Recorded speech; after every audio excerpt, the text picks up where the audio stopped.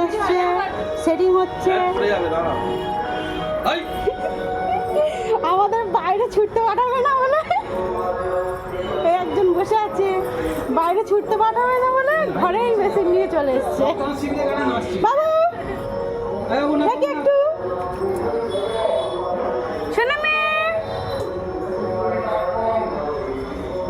কে আগে ফার্স্ট, কে ট্রাই করবে? আগে কে ট্রাই করবে ফার্স্ট? আমি। পড়ার জন্য রেডি হয়ে থাকো, প্রথমে যে উঠবে সে পড়বে।